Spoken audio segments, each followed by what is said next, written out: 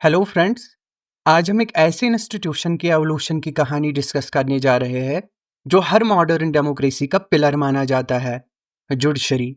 लेकिन इस कहानी का बैकड्रॉप कोई मॉडर्न सुप्रीम कोर्ट नहीं है, बल्कि एक ऐसी जमीन है जहां पे कभी इंसाफ का मतलब सिर्फ राजा की मर्जी हुआ करती थी। Mhm.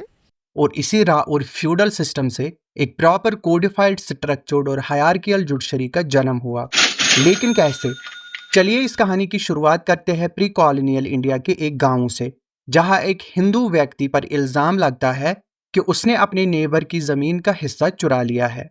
न तो कोई एफआईआर लिखी जाती है, न कोई पुलिस सिस्टम होता है। सिर्फ उसकी कास्ट के बड़े लोग बैठते हैं, कुछ जमींदार, कुछ पंचायत के बुजुर्ग, और वही फैसला करते हैं। और फैसला भी काफी दफा बायस्ड होता है, जिसमें सच और न्याय का नहीं, रिश्ते और रुतबे का रोल होता है। अगर उसी केस में एक मुस्लिम होता तो फैसला काजी करता, जो एक रिलीजियस अथॉरिटी होता था, और शरिया के प्रिंसिपल्स के बेसिस पे जजमेंट देता। लेकिन वहां भी प्रॉब्लम ये थी कि कोई अपील नहीं थी, कोई रिटन प्रेसिडेंट नहीं होता था, और कई बार काजी भी लोकल रूलर्स के दबाव में होता था। यही था प्री कॉलोनियल इंडिया का जस्टिस सिस्टम, जिसमें जस्टिस स्ट्रक्चर्ड नहीं, स्कैटर्ड था। कोर्ट्स का कोई प्रॉपर स्ट्रक्चर नहीं था, कॉन्स्टिट्यूशनल या एडमिनिस्ट्रेटिव बेसिस नहीं था, और सबसे बड़ी बात, इंसाफ का स्केल बराबर नहीं था। Justice was personal, not institutional. इस बैकड्रॉप में जब British east India company India में आई, उनका प्राइमरी कंसर्न था व्यापार, न कि गवर्नेंस। लेकिन जैसे जैसे उनका कंट्रोल बढ़ता गया, उन्होंने महसूस किया कि लॉ एंड ऑर्डर मेंटेन करने के लिए एक यूनिफॉर्म लीगल स्ट्रक्चर की ज़रूरत है, खासकर उन एरियाज में जहां उनके लोग रह रहे थे या बिजनेस कर रहे थे। 1726 में उन्होंने मद्रास, बॉम्बे और कलकत्ता में मायोर्स कोर्ट्स एस्टैब्लिश किए, और ये कोर्ट्स एक नए कल्चर का पार्ट थे, इंग्लिश कॉमन लॉ कल्चर, जहां लॉज प्रेसिडेंट्स पे बेस्ड होते थे, जहां जजमेंट्स लिखे जाते हैं, और जहां अपील का सिस्टम होता है। ये मायोर्स कोर्ट्स शुरू में सिर्फ ब्रिटिश सब्जेक्ट्स के लिए थे, लेकिन धीरे धीरे इनमें इंडियंस भी पार्टी बनने लगे, खासकर जब कोई कॉन्फ्लिक्ट होता था एक ब्रिटिश और एक इंडियन के बीच। लेकिन ये कोर्ट्स इंडिया के लोकल सिस्टम्स के पैरेलल थे, और उनमें एक डिस्कनेक्ट भी था। इस वजह से वैरन हेस्टिंग्स के दौर में 1772 से 1785 के बीच में एक ड्यूअल जुडिशल सिस्टम का जन्म हुआ, जिसमें ब्रिटिश ऑफिसर्स और इंडियन रिलीजियस लीगल कल्चर का एक हाइब्रिड फॉर्म बनाया गया। वैरन हेस्टिंग्स ने डिस्ट्रिक्ट दीवानी अदालत एस्टैब्लिश की, और ये कोर्ट सिविल केसेस सुनते थे, और उनमें लोकल लॉ लागू होता था। हिंदुओं के लिए हिंदू लॉ, मुस्लिम्स के लिए मुस्लिम लॉ। ये अदालत कलेक्टर के अंडर होती थी, जो ब्रिटिश ऑफिसर होता था। यानी पावर अब भी ब्रिटिश के पास थी, लेकिन लॉ लोकल था। इसके पैरेलल उन्होंने डिस्ट्रिक्ट फौजीदारी अदालतें बनाई, जिसमें क्रिमिनल केसेस सुनाए जाते थे। ये कोर्ट्स एक इंडियन ऑफिसर के अंडर होते थे, लेकिन उसके असिस्टेंट होते थे काजीज और मुफ्तीज, जिनके जरिए इस्लामिक क्रिमिनल जूरिस्प्रूडेंस को लागू किया जाता था। अगर किसी को कैपिटल पनिशमेंट देना होता था या प्रॉपर्टी कॉन्फिस्केट करनी होती थी, तो वो फैसला सदर निजामत अदालत लेती थी, जो मुर्शिदाबाद में थी। वैरन हेस्टिंग्स का सिस्टम एक टेम्पररी सोल्यूशन था, लेकिन जैसे ही 1773 में रेगुलेटिंग एक्ट आया, ब्रिटिश ने कलकत्ता में सुप्रीम कोर्ट एस्टैब्लिश किया, जिसका एम था एक proper British style judicial body create करना। ये कोर्ट ब्रिटिश सब्जेक्ट्स, उनके एम्प्लॉयज और कभी कभी इंडियंस पे भी जूरिसडिक्शन अप्लाई करता था। लेकिन प्रॉब्लम ये हुई कि सुप्रीम कोर्ट और लोकल इंडियन कोर्ट्स की जूरिसडिक्शन बार बार टकराने लगी। सोचे एक ही केस में दो अलग कोर्ट्स का हुक्म आता, कंफ्यूजन होता, पब्लिक का ट्रस्ट टूटने लगता, और कभी कभी इनोसेंट लोग फंस जाते। ये सब देखते हुए जब लॉर्ड कॉर्नवालिस ने 1786 में बंगाल की गवर्नरशिप संभाली, तो उन्होंने जुडिशरी में एक बड़ा सर्जिकल रिफॉर्म लाया। उन्होंने कहा कि judiciary will no longer be a tool of convenience, it must be a structured institution. Cornwallis ने क्रिमिनल जस्टिस सिस्टम को रिस्ट्रक्चर किया। सबसे पहले उन्होंने डिस्ट्रिक्ट फौजीदारी अदालत एबॉलिश की, और उनकी जगह बनाए सर्किट कोर्ट्स। ये कलकत्ता, पटना, ढाका और मुर्शिदाबाद में सेटअप हुए, और इनमें यूरोपियन जजेस बैठते थे। इसका मतलब ये था कि क्रिमिनल केसेस पर अब ब्रिटिश लीगल सुपरविजन होने लगा। उसने सदर निजामत अदालत को कलकत्ता शिफ्ट कर दिया और उसके हेड बने गवर्नर जनरल खुद, जो ब्रिटिश पावर का सिंबल था। इस कोर्ट में चीफ काजी, चीफ मुफ्ती भी असिस्ट करते थे, लेकिन फाइनल अथॉरिटी ब्रिटिश के पास थी। कॉर्नवालिस ने डिस्ट्रिक्ट दीवानी अदालत का नाम बदलकर जिला कोर्ट रखा, जिसमें एक डिस्ट्रिक्ट जज को अपॉइंट किया गया। कलेक्टर को जुडिशरी से हटाकर सिर्फ रेवेन्यू अफेयर्स तक सीमित रख दिया गया, यानी सेपरेशन ऑफ पावर्स का कंसेप्ट फॉर्मली अप्लाई किया गया। ये एक लैंडमार्क मूवमेंट था जहां एग्जीक्यूटिव और जुडिशरी के बीच लाइन ड्रा की गई।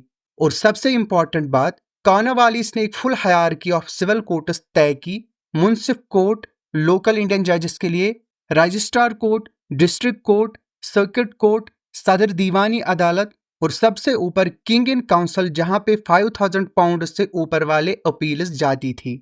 ये सिस्टम पहली बार इंडियंस को एक स्ट्रक्चर्ड लीगल मैकेनिज्म देता था, जहां एविडेंस, डॉक्यूमेंटेशन, अपील और लीगल ट्रेनिंग का कंसेप्ट आया। लेकिन सच ये था कि ये भी कॉलोनियल कंट्रोल का टूल था, जिसमें जस्टिस तब दिया जाता था जब उससे ब्रिटिश पावर को फायदा होता था। कॉर्नवालिस कोड ने पहली बार सॉवरेंटी ऑफ लॉ का प्रिंसिपल एस्टैब्लिश किया, जिसमें इवन गवर्नमेंट ऑफिशियल्स कोर्ट के लिए आंसरेबल हुए। यूरोपियन सब्जेक्ट्स को भी इंडियन कोर्ट्स के अंदर लाया गया, लेकिन क्रिमिनल केसेस में उनको अब भी यूरोपियन जजेस की प्रेफरेंस मिलती थी। अब चलिए कहानी को आगे बढ़ाते हैं। जब ब्रिटिश रूल का फोकस एक्सपेंशन से गवर्नेंस पर शिफ्ट होने लगा। लॉर्ड विलियम बेंटिक की बात करें तो बेंटिक के दौर में ईस्ट इंडिया कंपनी का मकसद था एडमिनिस्ट्रेशन को सस्ता और इफेक्टिव बनाना। जुडिशरी भी इस एजेंडा का हिस्सा बन गई और सबसे पहले कदम था सर्किट कोर्ट्स का एबॉलिशन। कॉर्नवालिस ने जो 4 बड़े सर्किट कोर्ट्स बनाए थे, कलकत्ता, ढाका, पटना, मुर्शिदाबाद, उनको हटा दिया गया। उनका काम दिया गया कलेक्टर्स को, जो अब क्रिमिनल केसेस भी सुपरवाइज करने लगे, कमिश्नर ऑफ रेवेन्यू के अंडर। यानी जहां कॉर्नवालिस ने एग्जीक्यूटिव और जुडिशरी को अलग किया था, वहां बेंटिक ने उन्हें फिर से ओवरलैप कर दिया। जुडिशल इंडिपेंडेंस थोड़ा वीक हुआ। एक दूसरा इंपॉर्टेंट कदम था लैंग्वेज रिफॉर्म। कोर्ट्स में अब सिर्फ पर्शियन कंपलसरी नहीं था, अब पार्टी के पास चॉइस थी, वो चाहे तो पर्शियन में या अपनी वर्निकुलर भाषा में केस लड़ सकता था। सुप्रीम कोर्ट में अब इंग्लिश लैंग्वेज इंट्रोड्यूस की गई। ये रिफॉर्म ऑर्डिनरी इंडियंस के लिए कम्युनिकेशन को थोड़ा आसान बनाता था, लेकिन सिर्फ सरफेस लेवल तक। 1833 में ब्रिटिश पार्लियामेंट ने एक अहम कदम उठाया। एक लॉ कमीशन बनाई गई, जिसका हेड था थॉमस बेबिंगटन मैकॉले। इसका काम था एक यूनिफॉर्म लीगल कोड बनाया जाए, जिसमें इंडिया के लिए एक ऐसा कानून हो जो रिलीजियस बायस से परे हो, मॉडर्न हो और ब्रिटिश लीगल थॉट पर बेस्ड हो। ये कमीशन ब्रिटिश लीगल फिलॉसफी को कॉलोनियल कॉन्टेक्स्ट में लाने का प्रोजेक्ट था। मैकॉले ने लिखा था, we must give India the blessing of British law. और फिर लिखे गए 3 बड़े codes. Civil procedure code 1859, civil trials का मेथड सेट किया गया। इंडियन पेनल कोड 1860, पहली बार इंडिया में क्रिमिनल लॉ का यूनिफाइड कोड आया। Criminal procedure code 1861, police, magistrates और क्रिमिनल ट्रायल्स का प्रोसीजर डिफाइन किया गया। सोचिए, अगर आज एक पुलिस ऑफिसर किसी को अरेस्ट करता है और उसे 24 घंटे में मजिस्ट्रेट के सामने पेश करना होता है, तो ये जो प्रोविजन है, इसका बेस इसी मैकॉले के जमाने का CRPC है। मैकॉले का लॉ सिस्टम क्लियर था, लॉजिकल था और ब्रिटिश इंटरेस्ट ओरिएंटेड था। इसमें इंसाफ की जगह डिसिप्लिन और कंट्रोल का ज्यादा फोकस था। ये कॉलोनियल कोड मॉडर्न था, लेकिन इंडियन रियलिटीज से कट ऑफ था। 1857 के रिवोल्ट के बाद ब्रिटिश क्राउन ने इंडिया के कंट्रोल के लिए 1861 में इंडियन हाई कोर्ट्स एक्ट पास किया, जिसके तहत 1865 में कलकत्ता, बॉम्बे और मद्रास में हाई कोर्ट्स बनाए गए।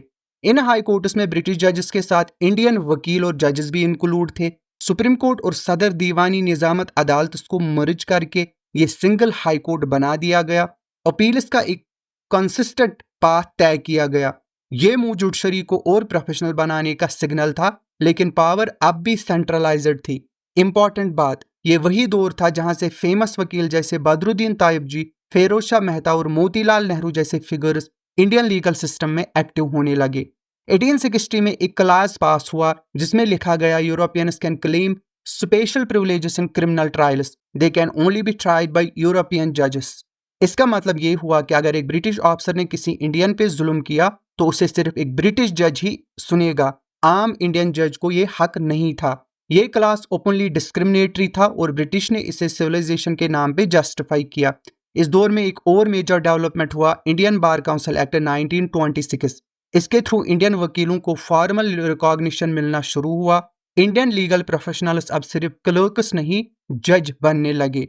ब्रिटिश समझ चुके थे कि अब लीगल सिस्टम को एक और लेवल पे लाना पड़ेगा, एक ऐसी कोर्ट जिसका ज्यूरिसडिक्शन स्टेटस और सेंट्रल गवर्नमेंट के बीच के डिस्प्यूट्स तक हो। इसीलिए 1935 के गवर्नमेंट ऑफ इंडिया एक्ट के अंडर 1937 में फेडरल कोर्ट एस्टैब्लिश किया गया। ये कोर्ट दिल्ली में होता था। जजेस को ब्रिटिश क्राउन अपॉइंट करता था। हाई कोर्ट से लिमिटेड अपील सुन सकते थे और सबसे इंपॉर्टेंट बात ये जुडिशरी का पहला नेशनल लेवल इंस्टीट्यूशन था। फेडरल कोर्ट का model later supreme court of India का बेस बना। अगर हम कॉलोनियल जुडिशरी का पूरा सफर देखें, मायोरस कोर्ट्स से लेके फेडरल कोर्ट्स तक, तो एक मिक्सड पिक्चर सामने आता है। अगर पॉजिटिव एस्पेक्ट्स की बात करें तो रूल ऑफ लॉ का कंसेप्ट फॉर्मली इंट्रोड्यूस हुआ इनकी वजह से, कोडिफाइड लीगल सिस्टम बन गया, अपील और हायरार्की की प्रॉपर स्ट्रक्चर आई, गवर्नमेंट ऑफिशियल्स कोर्ट्स के लिए आंसरेबल हो गए, इंडियन वकील और जजेस के लिए प्रोफेशनल एंट्री गेट्स ओपन हुए। नेगेटिव एस्पेक्ट्स की बात करें तो जस्टिस का सिस्टम एलिटिस्ट और एक्सपेंसिव था। कॉमन मैन के लिए कोर्ट एक डरावना महल था, खासकर इलिटरेट सोसाइटी में। यूरोपियन बायस हमेशा प्रेजेंट था। लॉ इक्वालिटी के नाम पे इनइक्वालिटी प्रमोट करता था। कोर्ट्स में फॉल्स एविडेंस, डिलेज और मैनिपुलेशन कॉमन था, जो आज भी है। ये जुडिशरी कॉलोनियल कंट्रोल और इंपीरियल कन्वेंस का टूल था, पब्लिक एम्पावरमेंट का नहीं। तो फ्रेंड्स, ब्रिटिश जुडिशरी सिस्टम ने इंडिया को लॉ का एक फ्रेम दिया, लेकिन उस फ्रेम में इंसाफ से ज़्यादा कंट्रोल था और लीगल कल्चर से ज़्यादा ब्यूरोक्रेसी। लेकिन आज हम उसी फ्रेम को अपने कॉन्स्टिट्यूशन के जरिए इंसानियत, अधिकार और आज़ादी का फ्रेम बना चुके हैं। आज का supreme court, PIL system, human rights jurisprudence, सब उस कॉलोनियल इनहेरिटेंस को इंडियन विल से ट्रांसफॉर्म कर चुके हैं। कॉलोनियल लॉ एक बीज था जिसको इंडियन फ्रीडम और कॉन्स्टिट्यूशन ने एक फुल ग्रोन जस्टिस का पेड़ बना दिया। आज के वीडियो में इतना ही। मिलते हैं अगले वीडियो में एक नए टॉपिक के साथ। Thanks for watching doubt डिमोलिशर।